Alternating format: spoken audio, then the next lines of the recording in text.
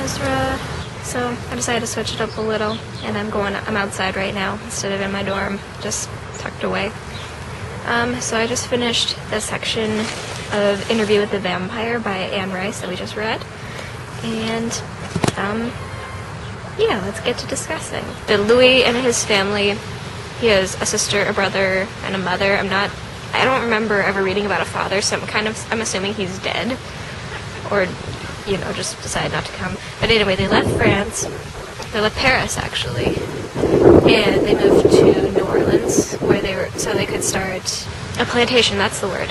So they could start a plantation filled with slaves and everything. And it was an indigo plantation, so they figured that was a very good idea. So I think Louis goes into town or something like that, or further into New Orleans. And I want to say he's jumped in the street. Correct me if I'm wrong, I can't remember, I read this a couple weeks ago.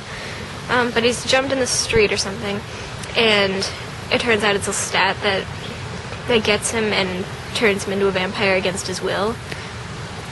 So, since he knows nothing of being a vampire, he just sticks with Lestat, and they become companions of sorts. Lestat takes over his life, or rather his plantation, because he knows he can't control Louis, and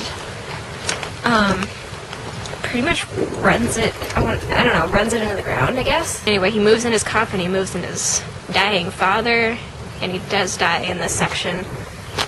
And apparently he was a really cool dude, because even though he was completely blind, he was able to memorize a chessboard and beat pretty much anyone he ever came up against, which was, I find, really neat. I can't do that with my sight intact. So after the father dies, or is killed, I think Lestat did that as well. It's just he was sick and tired of his father, and he was dying anyway, so I figured, why not? Let's put him out of his misery. So after Lestat's father dies, Louis takes it upon himself to burn down his own plantation and he had a former slave, and because the land was a lot to handle, I think it was, he gave her an entire plot of land and either financial advice or financial assistance, and then she was able to take her family there, earn enough money to get by and get a dowry for her daughter, and eventually marry off herself. So he runs over to her place. Her name is Babette. Yeah. Anyway, he goes over there, and then she's really skeptical of him. She's like, no, the slaves at your place at Pointe du Lac are really, really skeptical or very suspicious of what's going on. We think you're the devil incarnate or something. So I don't trust you anymore. And I don't know. Eventually he has to leave, and he goes further into New Orleans, where he meets a dying girl who we later know as Claudia, his daughter. Not his biological daughter, but his vampire daughter. And he bites her, but he can't kill her because she's so strong, and she has such a strong heart that just won't die. It keeps speeding up every time he drinks from her.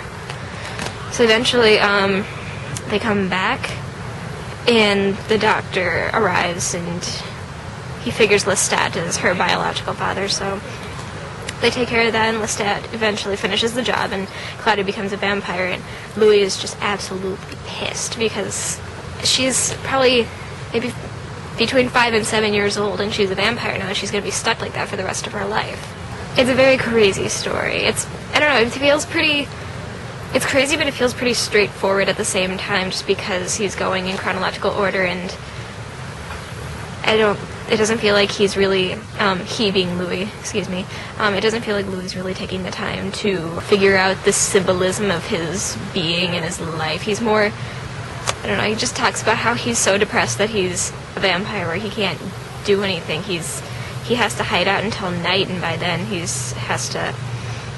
can't really work. He can't go into the city and work. He's stuck on his plantation like he has been before.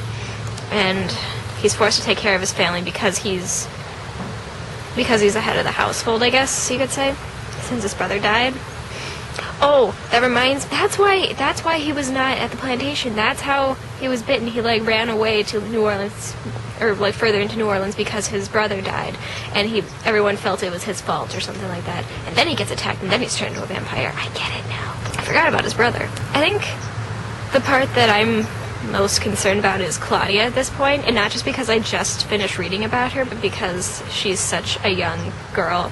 She's basically a grown woman in a young girl's body, so I'm kind of wondering, like, what is she thinking? What's going through her head? And then Lestat is just a bitch. Honestly, he doesn't care. He's an unfeeling, I don't even know if you can call him a person. He's an unfeeling vampire where he just disposes of human life. And I think Louis takes notice of this, and I think he even says that killing humans is Lestat's way of avenging his life, where he feels it was ended? Is he? I don't even know. Are vampires technically dead or what? So I don't even know if I should consider him living. He's more so bitter because his life was cut short as it... What am I saying? He's not human anymore, and he's upset that he's not human. So this is kind of a way of avenging his being a vampire. He's not... he's embracing it, but he's not happy about it, I guess. He's such a complicated character. He's a bitch, but he's so complicated, and he's so interesting to talk about. I want to know your thoughts on Lestat, because I can't quite make sense of him, to be honest. I'll see you, for sure, around the interwebs between now and Thursday when you make your video. And then, I don't really have an idea how much we're gonna read next, so I'm gonna, I think I'll Facebook you or message you somehow or send you smoke signals. There's someone here. But anyway, I'll send you smoke signals and we'll figure out how much to read next. Okay, bye.